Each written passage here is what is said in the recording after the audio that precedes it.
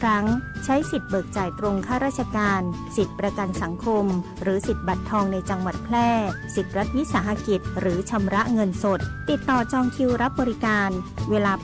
8:30 น.ถึง 16:30 น.เว้นวันหยุดนักขัตฤกษ์โทร 054-523-338-9 กลับเข้ามาแล้วโอ้เดี๋ยวก่อนเปิ้นให้เลี้ยงขนมหวานเบเกอรี่เครื่องดื่มรสหวานลดน้ำตาลเลี้ยงอาหารทอดลดอาหารที่มีกะทิเลือกใจน้ำมันที่เหมาะสมงดน้ำมันทอดซ้ำเลี้ยงน้ำจิ้มอาหารสำเร็จรูปลดขนมคบเคี้ยวลดการซดน้ำแกงกินก่อนปรุงลดการปรุงรสและที่สำคัญอ่านฉลากโภชนาการก่อนซื้อทุกครั้งกินหวานมันเค็มเพื่อพอดีสุขภาพดีห่างไกลโรคเจ้าด้วยความห่วงใยสำนักงานประชาสัมพันธ์ที่3กรมประชาสัมพันธ์วิทยุแห่งประเทศไทยจังหวัดแพร่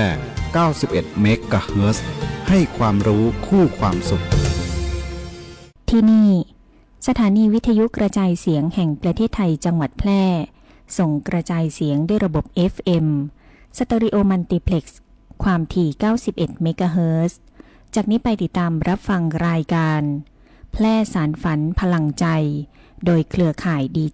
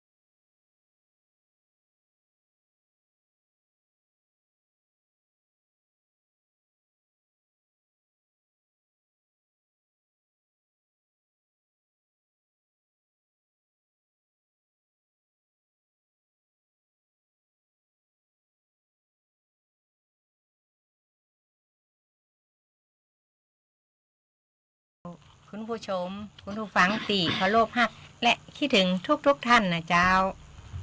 ยินดีต้อนรับคุณผู้ฟังเข้าสู่รายการแพร่สารฝันพลังใจนะเจ้าทุกวันเสาร์กับวันอาทิตย์เวลาดี 15:10 นาทีถึง 16 นาฬิการายการแพร่สารฝันพลังใจออกอากาศรับชมรับฟังได้หลากหลายช่องทางนะเจ้าทางคลื่นวิทยุออนแอร์ออนไลน์คลื่น 91 เมกะเฮิรตซ์ วิทยุสวทแพร่นะเจ้ามีพร้อมทั้งไลน์เฟซบุ๊กตัวนะเจ้าคุณผู้ฟังวันนี้คุณผู้ฟังอยู่กับเฮา2 คนมาพร้อมกับคุณมายุรีเขียใจนะเจ้าข้าเจ้าจำนงชัยพงษ์พิทักษ์มาพร้อมกัน2 คนเลยนะเจ้าสวัสดีเจ้าเจ้าสวัสดีเจ้าข้าเจ้ามายุรีเขียใจนะเจ้าเนาะวันนี้ก็จะมีข่าวเกี่ยวกับอุบัติเหตุนะเจ้าเนาะอุบัติเหตุเนี่ยมันก็ถึงเกิดได้ขึ้นได้ทุกเมื่อทุกวันทุกวินาทีนะเจ้าเนาะแล้วก็จะมีข่าวของพัฒนาการสังคมและความมั่นคงของมนุษย์หลายๆเรื่องนะเจ้าเนาะพัฒนาการสังคมและความมั่นคงของมนุษย์เนี่ยมีอยู่ 3-4 ข่าวเนาะสำหรับของป้านงนี่เปิ้นจะมีอันหยังแถมพ่องนะเจ้าวันนี้เขาก็มีข่าวของพม.เปิ้นไปทำภารกิจปฏิบัติงานกันมานะเจ้าของเป็นผู้สูงอายุเจ้าแล้วก็มีข่าวมาเตือนภัยแกล้งมิจฉาชีพนะเจ้าคุณผู้ฟังเจ้าเนาะวันนี้คุณผู้ฟังอยู่ทางบ้านเป็นจะได้พองสามารถส่งข้อความทักทายเข้ามาได้นะเจ้าทางบ้านคุณผู้ฟังคลื่นฟังฮับชัดเจนดีกว่าเจ้า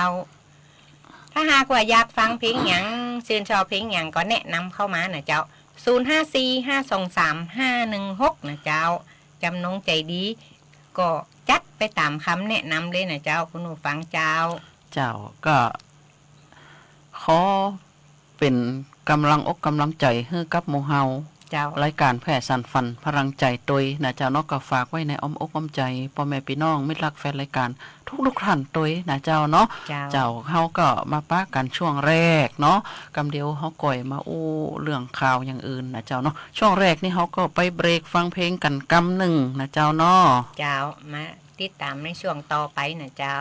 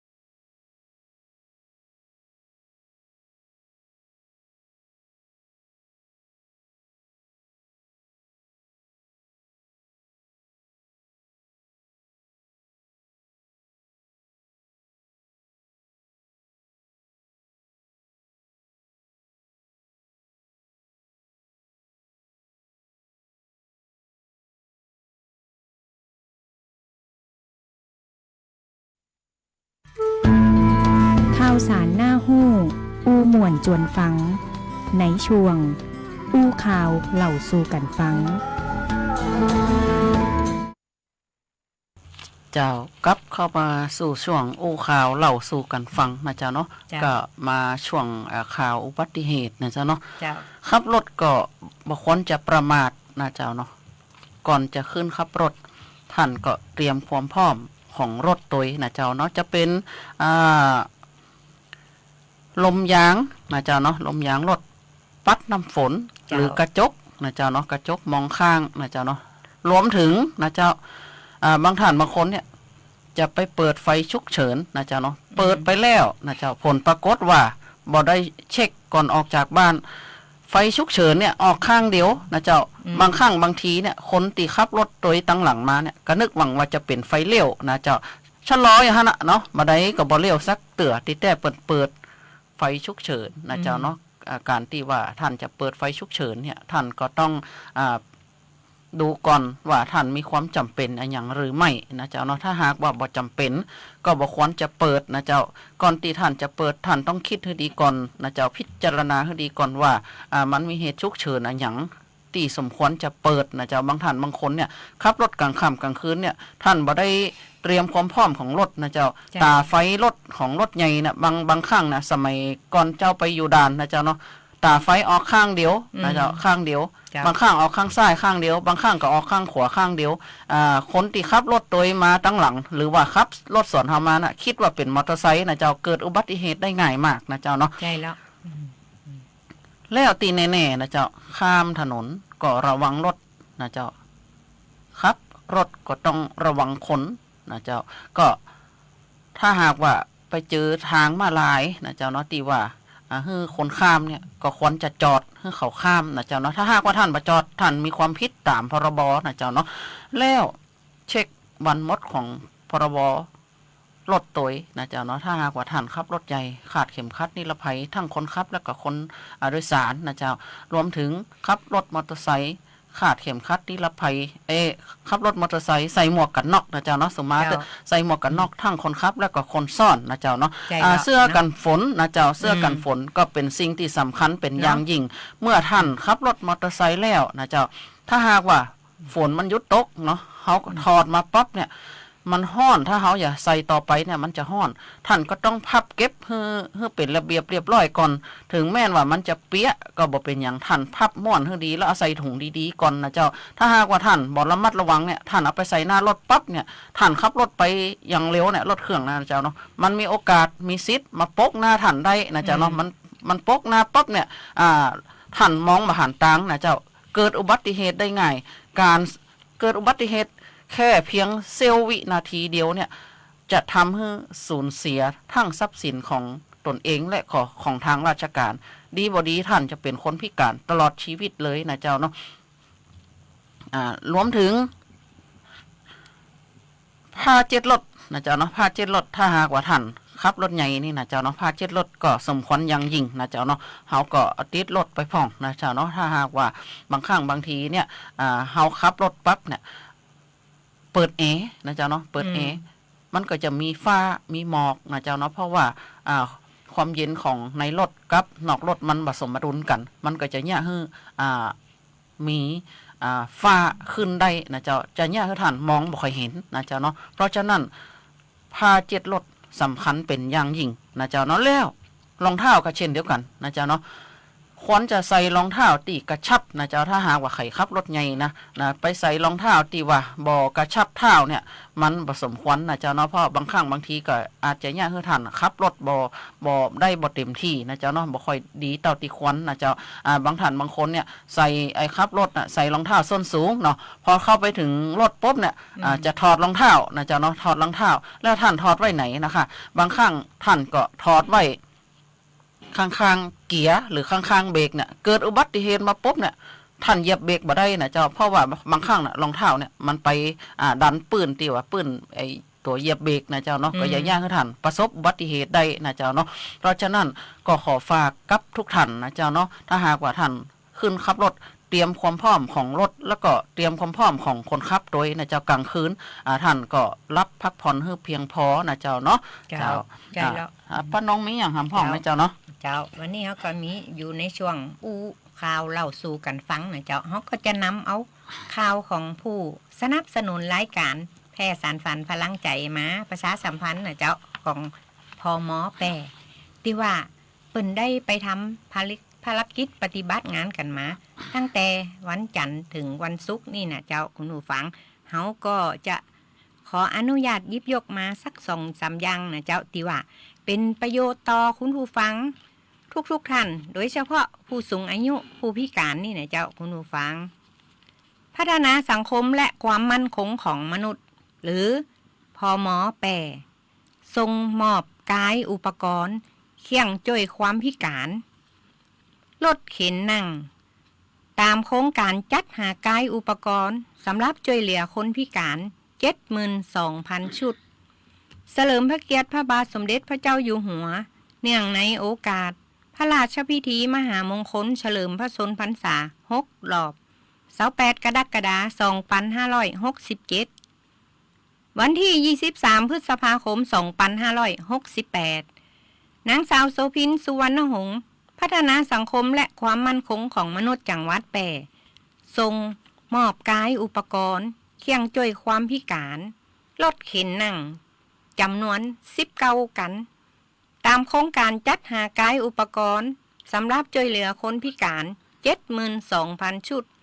เฉลิมพระเกียรติพระบาทสมเด็จพระเจ้าอยู่หัวเนื่องในโอกาสพระราชพิธีมหามงคลเฉลิมพระชนมพรรษา6 รอบ28กรกฎา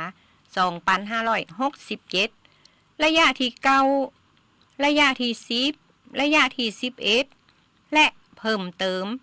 โดยทรงมอบให้เจ้าหน้าที่องค์กรปกครองส่วนท้องถิ่นจำนวน4แห่ง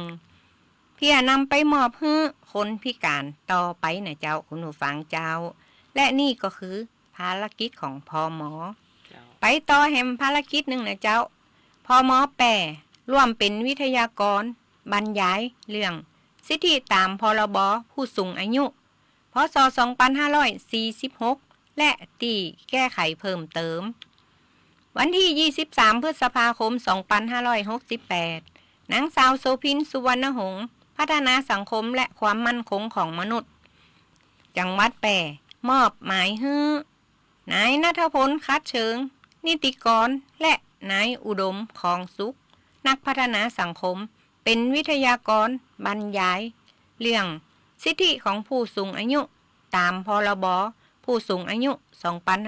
2546และตีแก้ไขเพิ่มเติมตามโครงการฝึกอบรมเชิงปฏิบัติการหลักสูตรการดูแลผู้สูงอายุประจำปีงบประมาณพ.ศ. 2568ให้แก่อาสาสมัครดูแลผู้สูงอายุณห้องนาคลาตำบลในเวียงอำเภอเมืองแปร่จังหวัดแปร่นะเจ้าซึ่งจัดโดยสำนักงานท้องถิ่นจังหวัดแปร่นะเจ้าต่างรายการแพร่สารฝันพลังใจจากคืน91เมกะเฮิรตซ์สถานีวิทยุสวทแปร่นะเจ้าพร้อมทั้งไลฟ์เฟซบุ๊กนี่ก็ขอบพระคุณทุกท่านเลยนะเจ้าทุกอำเภอทุกจังหวัดนะเนาะที่ว่าให้การสนับสนุนรับชมรับฟังช่วยเหลือสมาชิกสมาคมชมรมคนพิการจังหวัดแปร่ที่ทำให้คนพิการมีคุณภาพชีวิตที่ดีขึ้นรายการแพร่สารฝันพลังใจกราบขอบพระคุณมิตรฮักแฟนรายการทุกท่านเป็นอย่างสูงนะเจ้าคุณผู้ฟังเจ้าตามที่พัฒนาการสังคมและความมั่นคงของมนุษย์ที่เปิดมอบวิวแชร์ให้นั่นนะเจ้าเนาะประเดี๋ยวนี้ตามห้างร้านหรือว่าวัดนะเจ้าเนาะเปิ่นจะจัดสถานที่จอดรถให้สำหรับคนพิการนะเจ้าเนาะถ้าเฮามาใจคนพิการก็บ่ควรไปจอดของเปิ่นนะเจ้าเนาะคนพิการเนี่ยบางครั้งบางทีเนี่ยเปิ่นขับรถไปได้ก็เป็นรถใหญ่เนาะรถปิกอัพรถเก๋งนี่นะแต่เปิ่นมีกายอุปกรณ์ของเปิ่นก็คือวิวแชร์นี่แหละนะบางครั้งบางทีเนี่ยเปิ่นจะต้องสถานที่จอดเปิ่นเนี่ยก็ต้องกว้างนะเจ้าเนาะต้องกว้างเพื่อคนพิการเปิ่นจะเอาวีลแชร์เปิ่นของเปิ่นน่ะลงมานั่งแล้วก็ใจนะเปิ่นเอาไปใจท่านก็บ่ควรจะไปจอดของเปิ่นแล้วเนาะบัดเดี๋ยวนี้ทุกสถานที่นะเจ้าทั้งของภาครัฐและเอกชนเนี่ยเปิ่นจะจัดสถานที่จอดรถให้สำหรับผู้พิการนะเจ้าเนาะใจแล้วเจ้าช่วงนี้เดี๋ยวเราไปเบรกฟังเพลงกันสักกำกันเนาะเจ้าเดี๋ยวมาติดตามช่วงต่อไปนะเจ้า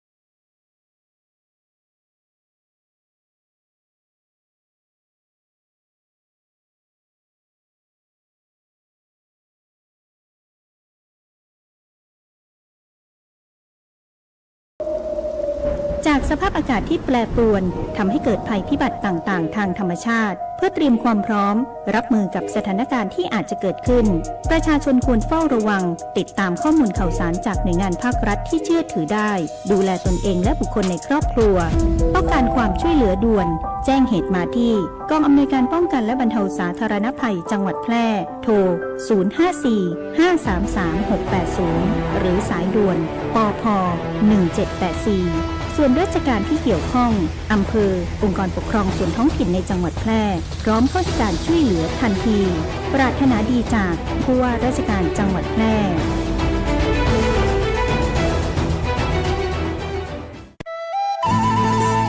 อู้กันสบายๆได้ประเด็นในช่วง อู้ง่ายฝังมวล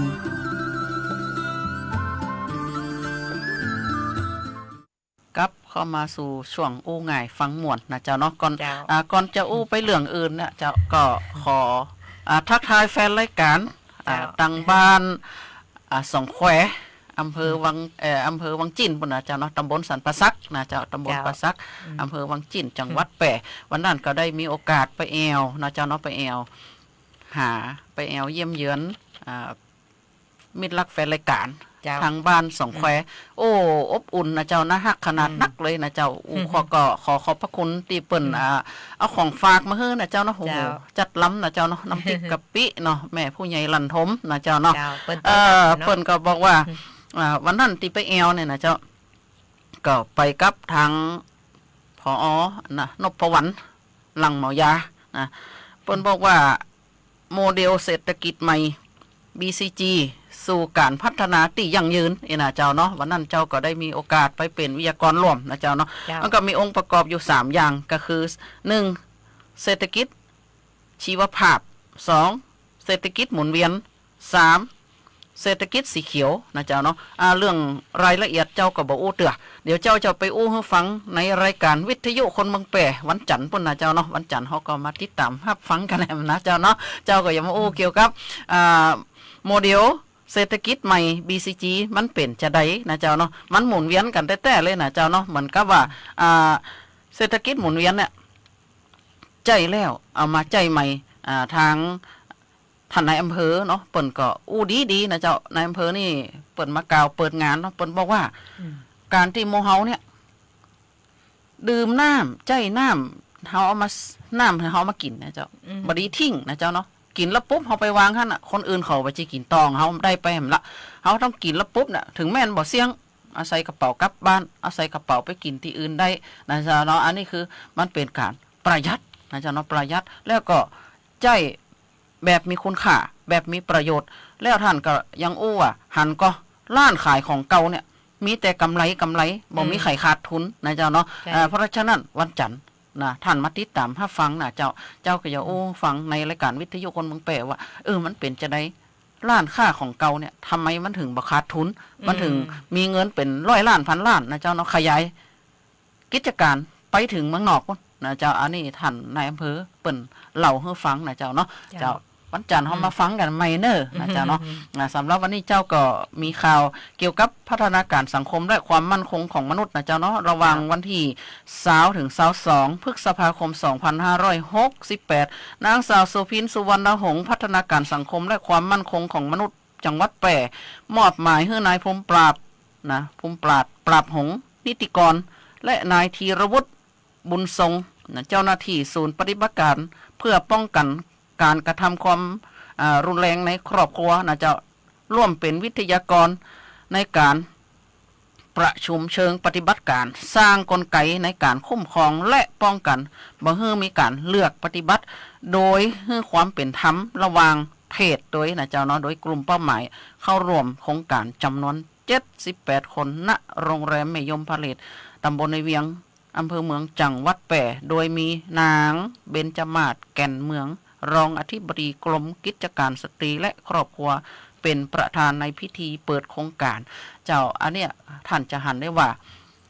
บัดเดียวเนี่ยจะเป็นสตรีหรือผู้พิการนะเจ้าเนาะบัดเดียวนี่กฎหมายออกมาคุ้มครองนะเจ้าบ่ใช่มาเลือกปฏิบัติกับเขาได้นะเจ้าเนาะแต่ก่อนเนี่ยก็จะมีการเกิดความรุนแรงขึ้นในครอบครัวนะเจ้าเนาะเจ้าก็ข อยกตัวอย่าง เช่น มีครอบครัวหนึ่งนะเจ้าเนาะเขาก็บ่สามารถของเขาได้นะเจ้าเนาะอันนี้เปิ้นมีลูกเป็นผู้หญิงบังเอิญเป็นคนพิการแล้วความอายของพ่อแม่เนี่ยเปิ้นจะกักลูกกักหลานบ่ฮือออกไปสู่สังคมภายนอกนะเจ้าเนาะจริงๆแล้วความพิการของเขาเนี่ยเขาก็มีพรสวรรค์ของเขาอย่างหนึ่งนะเจ้าท่านบ่ได้ไปกักกันนะเจ้าเนาะแต่ก่อนนี่ใครเกิดมีลูกออกมาเนี่ยมีลูกมีหลานออกมาเป็นคนพิการเนี่ยคนเฒ่าเปิ้นจะอายนะเจ้าเนาะสมัยตะก่อนนะเจ้าเนาะเปิ้นก็จะโดนกักขังกักสิทธิแล้วบัดเดี๋ยวเนี่ยเปิ้นจะเปิดโอกาสให้ผู้พิการทุกคนเนี่ยเข้าสู่สังคมและเขาก็จะสอนประกอบอาชีพนะเจ้าเนาะบางคนเนี่ยเป็นผู้พิการเนี่ยสามารถยืนยัดด้วยลำแข่งบางครั้งบางทีเนี่ยผู้พิการเนี่ยมีเงินนักกว่าคนบ่ได้แหมแล้วสามารถเป็นผู้นำครอบครัวได้แหมบางครั้งบางทีนะเจ้าเฮาคนตินดีมือดีเนี่ยบางคนนี่น่าอายคนพิการนะเจ้าเนาะยังไปยืมคนพิการยืมเงินคนพิการก็มีนะเจ้าเนาะเพราะฉะนั้นเนี่ยพัฒนาการสังคมและความมั่นคงของมนุษย์และหน่วยงานของทั้งภาครัฐและเอกชนเนี่ยเปิ้นจะส่งเสริมให้ผู้พิการเนี่ยมีอาชีพมีงานทำแล้วบ่ทิ้งไข่ให้ไว้ข้างหลังนะเจ้าเนาะรวมถึงถ้าไข่บ่มีสตังค์นะเจ้ามีอาชีพแต่บ่มีสตังค์เนี่ยเปิ้นสามารถให้กู้ยืมเงินได้นะป้าหนงเนาะกู้เงินนี่บ่ต้องโดยบ่ต้องเสียดอกเบี้ยนะครั้งแรกนี่เปิ้นให้ยืมขี้หมื่นก็40,000พอครั้งที่2ก็60,000นะเจ้าครั้งที่3นี่ก็ได้เป็นแสนเลยนะเจ้าคุณผู้ฟังเนาะท่านจะหันได้ว่าพัฒนาการสังคมและความมั่นคงของมนุษย์เนี่ยดูแลตั้งแต่เกิดยันถึงเสียชีวิตเกิดมาปุ๊บเนี่ยแรกเกิดจนถึง6 ปีหรือ6 เดือนก็6 ปีเนาะเพิ่นก็จะมีเบี้ยนะเจ้าเนาะเบี้ยเงินอุดหนุนบุตรเจ้าเงินอุดหนุนบุตรนะเจ้าเนาะแล้วคนพิการเนี่ยเปิ้นก็จะมีเบี้ยให้แหมนะเจ้าเนาะยังบ่พอนะเจ้ายังบ่พอ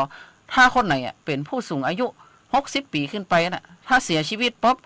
มีบัตรสวัสดิการแห่งรัฐเนี่ยเปิ้นก็จะเฮือกะปลงศพแหมนะเจ้าเนาะบ่ใช่ธรรมดานะผู้พิการเดี๋ยวเนี่ยเขาก็จะมีอาชีพของเขานะเจ้าเนาะมีอาชีพเขาเป็นคนนิ่งนะเจ้าเนาะผู้พิการนี่นะบางท่านบางคนเนี่ยก็ไปเป็นช่างซ่อมรถผ่องช่างซ่อมเครื่องใช้ไฟฟ้าสารพัดนะเจ้าเนาะผู้พิการนี่เขาก็มีสัมมาอาชีพของเขานะเจ้าเนาะเจ้าแล้วป้านงก็มีข่าวอย่างแหมพ่องนี่เจ้าวันนี้เขาก็มีข่าวมาเตือนคุณผู้ฟังนะเจ้าเพราะว่ามันมาบ่ฮู้จักเสียงสักเตียนะเจ้าคุณผู้ฟังเนาะแก๊งมิจฉาชีพนี่นะมันมาได้ทุกรูปแบบเลยนะเจ้าขณะนี้กำลังระบาดของคนที่เป็นข้าราชการบำนาญนี่นะเจ้าหรือว่าเป็นผู้รับเงินบำนาญนี่นะเจ้ามันจะสวมรอยว่าโอนเงินมาให้2 ครั้งแล้วมันจะให้โอนคืนนะเจ้าเปิ้นจึงออกมาเตือนนะเจ้าทางธนาคารกรุงไทยนี่ระวังมิจฉาชีพแอบอ้างโทรศัพท์หลอกให้โอนเงินคืนขอเตือนผู้รับเงินบำนาญถ้าหากว่าได้รับโทรศัพท์ติดต่อขอให้โอนเงินคืนขอยาหลงเจียนะเจ้าและยาดำเนินการใดๆทั้งสิ้นนะเจ้าคุณผู้ฟังทั้งนี้กรมบัญชีกลางและธนาคารกรุงไทยจะบ่มีการติดต่อหาผู้รับบำนาญโดยตรงถ้าหากว่าผู้รับบำนาญได้รับโทรศัพท์ติดต่อขอให้โอนเงินคืนขอให้ท่านยาหลงเจียและยาดำเนินการใดๆทั้งสิ้นอย่างเด็ดขาดเลยนะเจ้าแล้วถ้าหากว่าในกรณีมีข้อสงสัยต้องการสอบถามเพิ่มเติมก็ให้ติดต่อกรมบัญชีกลางนะเจ้าคุณผู้ฟังเจ้าจดหมายเลขโทรศัพท์ไว้หมายเลขโทรศัพท์ถ้าเราอยากสอบถามอย่างนี้ก็จดไว้02-270-6400นะเจ้าคุณผู้ฟังมีแฮมเบอร์หนึ่งนะเจ้า02-127-7000นะเจ้าคุณผู้ฟังถ้าหากว่าเขาอยากสอบถามติดต่อกับสำนักงานค้างเขตและสำนักงานค้างจังหวัดในพื้นที่กรมบัญชีกลางของธนาคารกรุงไทยนะเจ้าเพราะว่าในช่วงระยะนี้นะมันสวมรอยคนที่ว่าเป็นข้าราชการบำนาญนี่เนาะมันจะโอน ให้เฮาโอนเงินคืนมันโอนเข้ามาให้แล้วก็มันก็อยากให้เฮาโอนคืนแหมอีเนี่ยเจ้าเนาะแล้วก็มีเตียนแหมอย่างนึงนะเจ้าคุณผู้ฟังเวลาเฮาไปไหนมาไหนเวลาจะเข้าออกที่ไหนหรือว่าออกทางไหนนี่แล้วต้องใจบัตรประชาชนนี่นะเจ้าสมมุติว่าเฮาอยากเข้าไปแล้วเขาถามเอาบัตรประชาชนไว้ตรงจุดนั่นนะเจ้าพยายามหลีกเลี่ยงบ่ให้ใจบัตรประชาชนเข้าแหลกนะเจ้าเพราะว่ามันมีการลักลอบแอบถ่ายบัตรเฮาไว้ถ่ายมือถือเฮาไว้นะเจ้าแล้วก็เอาไปขายกับกลุ่มมิจฉาชีพนะเจ้ามันก็จะนำเอาข้อมูลของเฮาไปขายไปหลอกลวงก็จึงขอออกมาเตือนพ่อแม่พี่น้องอย่างเฮาเดินทางไปไหนเข้าออกอย่างตีไหนถ้าเขาว่าเอาบัตรประชาชนไว้นี่ก่อนแลกเข้าถ้าเวลาออกก็เอาคืนฮื้ออย่างอีคุณผู้ฟังโปรดหลีกเลี่ยงนะเจ้าเนาะเพราะว่าเปิ้นได้ออกมาเตือนเขาอย่าใจข้อมูลในบัตรประชาชนของเฮาไปได้นะเจ้าคุณผู้ฟังเจ้านี่ช่วงระยะนี้ตะคืนนี่ฝนตกขนาดนักเลยเนาะเจ้าคุณผู้ฟัง ฝนตกแต่เลยนะเจ้าเนาะแต่เจ้านี่ตะกี้ก่อนจะเข้าสถานีมานี่ปู้ฝนก็อ้อยเนาะ